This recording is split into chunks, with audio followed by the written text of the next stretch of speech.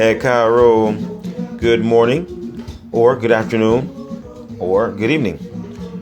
Whatever time of day it is, I pray that your mind, your heart, and your spirit are all poised to receive, to accept, and to respond to words of wisdom.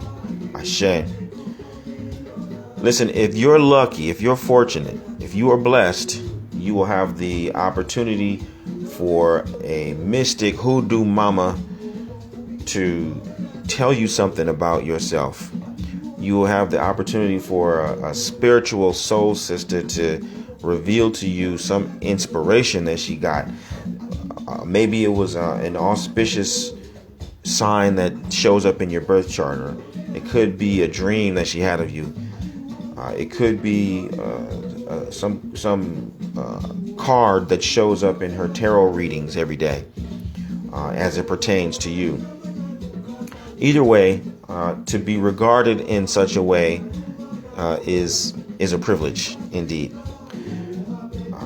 Now, in the West, all those things, the tarot, the dream analysis or interpretation, birth charts, all that kind of stuff falls into the category of superstition, and it is largely dismissed as, trivial amongst people here in the West, especially in the Anglo-speaking cultures, like here in the United States. We don't really have a high regard for anything that falls into the category of superstition. That's one thing that I have enjoyed about being exposed to the Catholic world, amongst the Spanish and Portuguese kinds of cultures. Mysticism in those cultures still has a place in the spiritual landscape of the people and the psychological landscape of the people. Tarot cards, for example, are strictly divination tools in the United States. But in places like Italy, Spain, Portugal, those same cards double as playing cards, right? The first time I ever saw tarot cards actually was in Italy many, many years ago. And they weren't being used for divination. They were just ordinary playing cards. And so it's interestingly similar to something like Obi, kola nut. For us in the West, Obi is strictly for divination. It's strictly an offering that you give to the deities. But in West Africa, Yoruba land, Obi is something that you would offer at any social occasion. People will chew Obi, maybe like we would eat peanuts or something like that. Totally social. And so it's interesting to see how certain things for us in the West can have, a strictly spiritual or superstitious connotation, where, in the old countries, these things have a different kind of value, and they're seen in both a spiritual as well as a secular sort of a framework. Now, here in the United States, what we are more comfortable with is the idea of science, right? So amongst intellectuals and Christians alike, what Christians and the intellectuals have in common is that mysticism and alchemy are no-no. Those are no-go zones. They're frowned upon, and people don't take them seriously. Which is one reason why I really like the work of Carl Jung.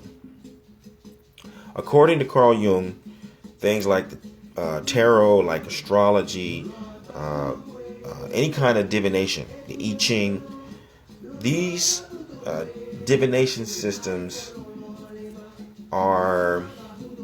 they provide a mirror, let's say, to the structure and the dynamic interplay of different aspects of the mind, right?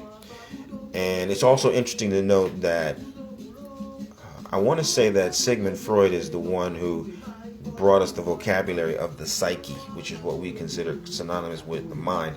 But the psyche, according to Freud, isn't the mind alone, it is also the soul. So you get another sense that, there's a dual nature, at least, of everything. And depending on what culture you come from, you may have a more full or a more limited understanding of the elements at play. So the psyche is the soul, but the mind is included in it. And so you have different tools that will help you to deal with the mind and the soul. A set of playing cards, the appearance of certain stars or heavenly bodies, they can be secular, but they are also understood to have a mystic or esoteric value as well. And so here in the School of Orisha Studies and the Orisha Lifestyle Academy,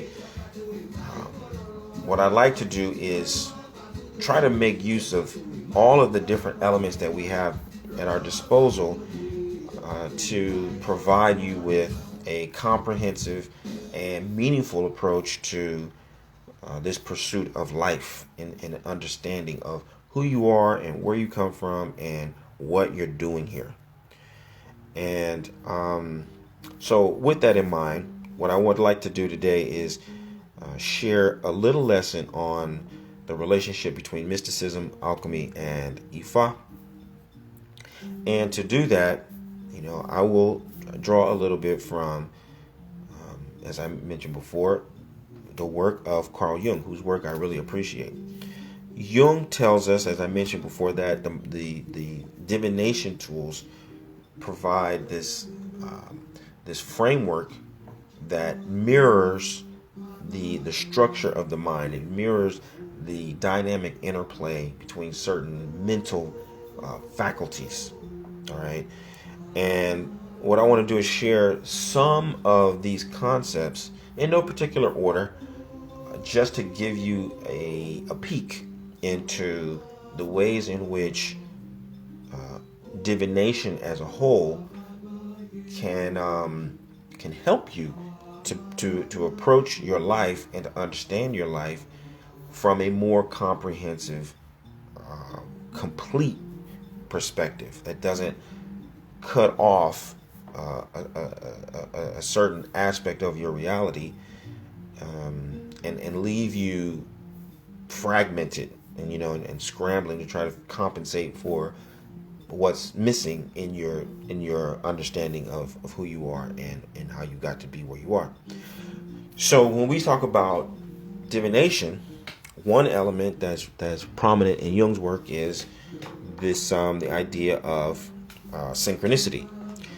Now, synchronicity is basically the way in which things coincide with one another, things that happen in tandem with one another, or things that happen very closely related with one another. One follows the other, but they don't have a causal relationship. It's not that one caused the other. It's just that they coincide with one another.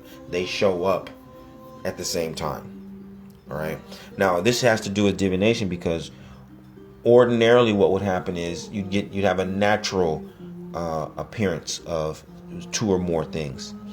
When you practice divination, if it's astrology, if it's tarot card reading, if it's throwing obi, what's happening?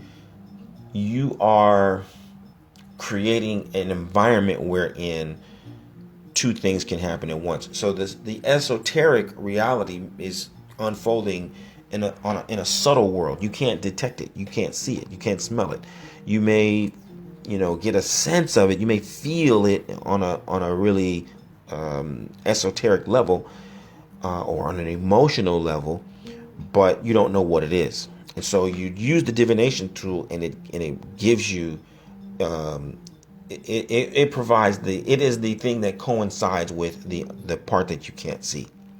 The throwing of the card and a certain thing, an image showing up or a sequence of images showing up reveals to you what you are sensing, but you cannot fully understand or you can't formalize, right? You can't articulate it.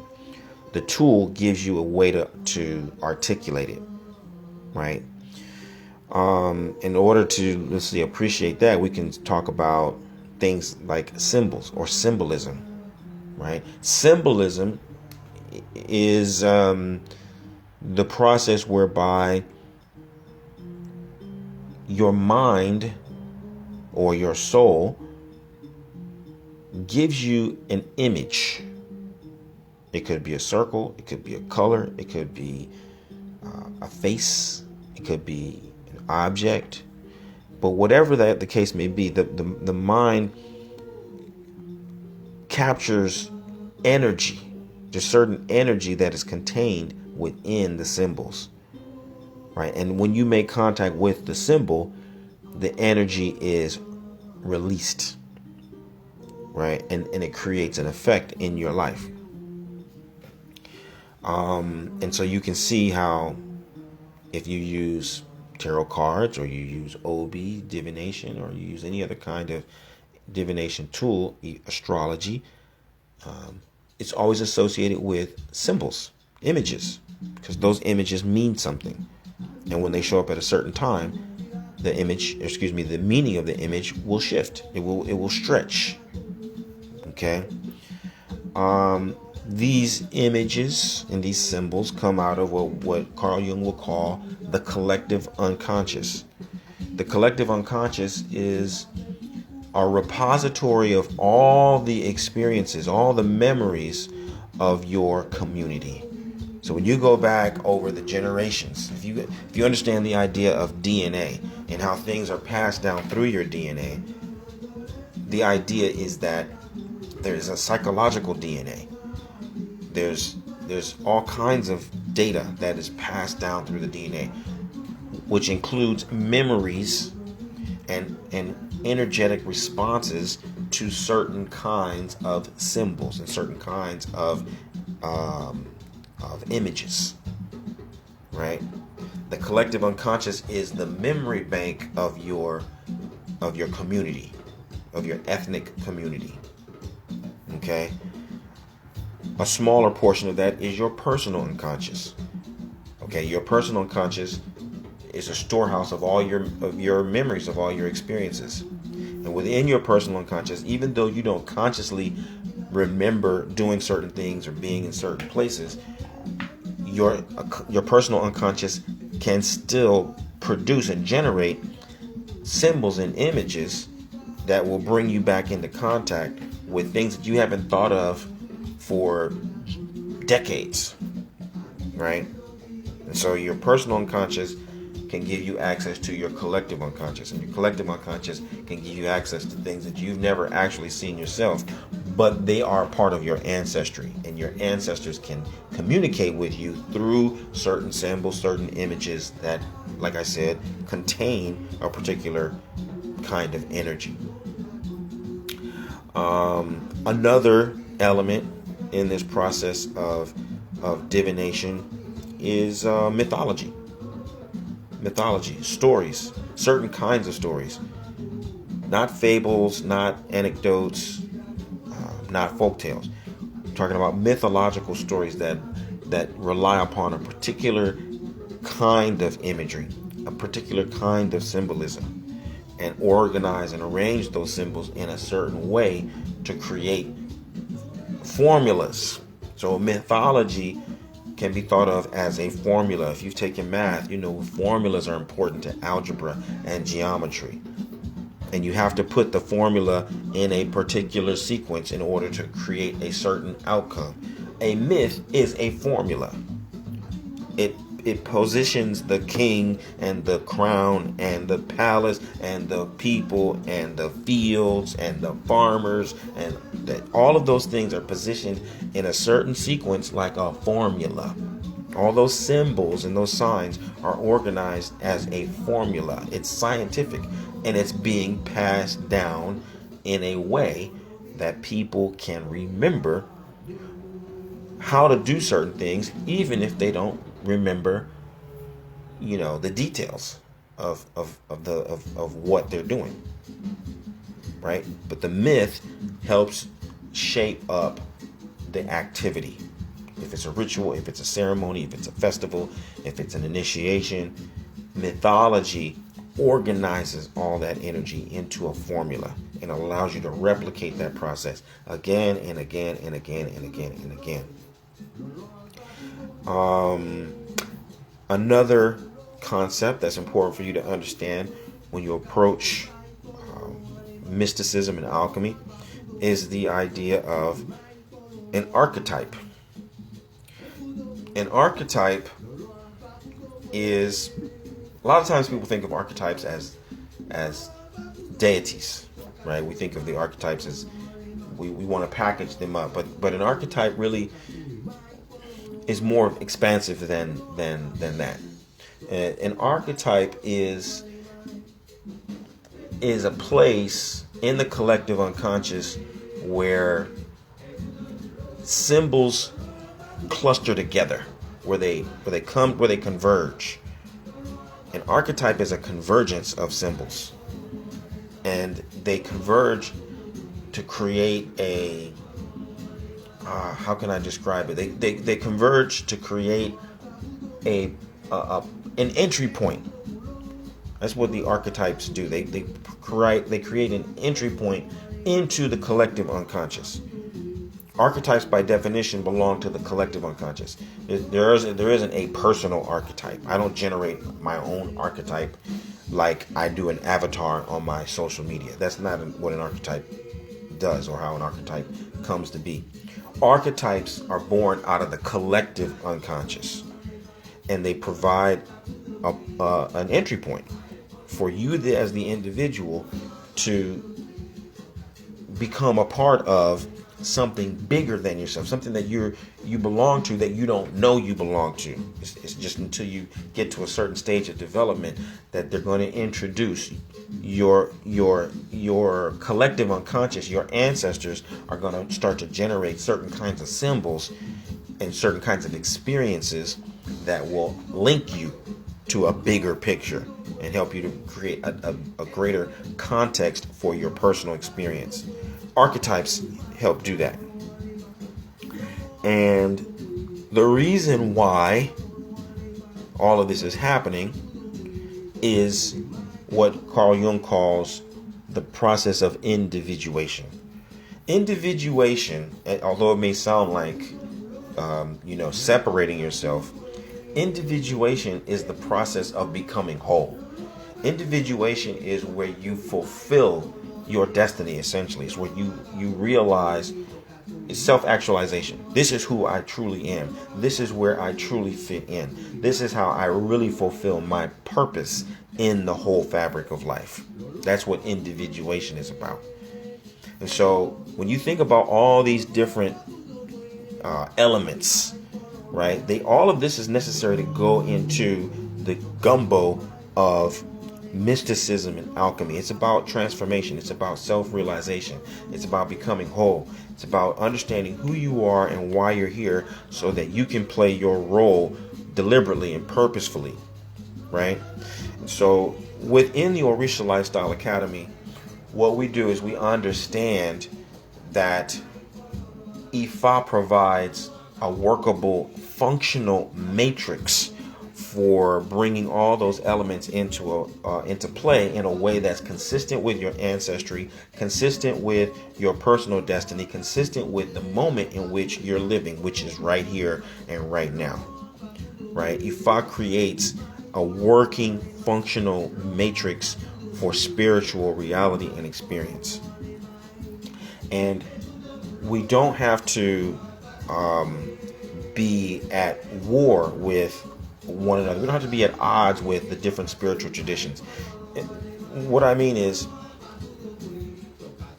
we don't have to be dismissive of things like tarot.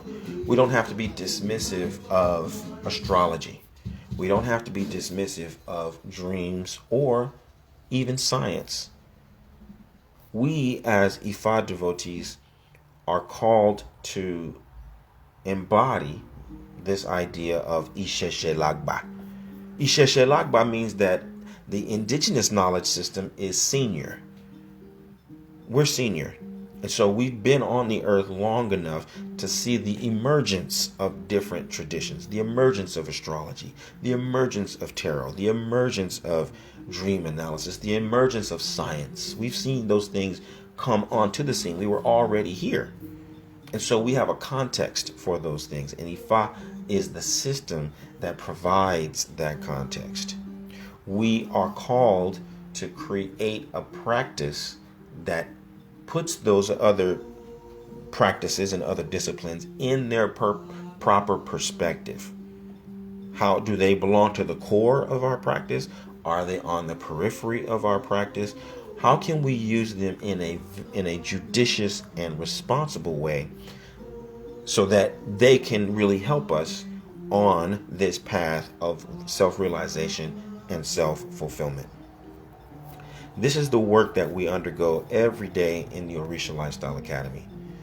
And this is why I'm always in search of leaders, because I know that people are coming from a variety of different perspectives. They have a variety of different experiences, but they want to contextualize those experiences in a way that is consistent with their culture, that's consistent with their ancestry, that's consistent with their lived reality right here, right now.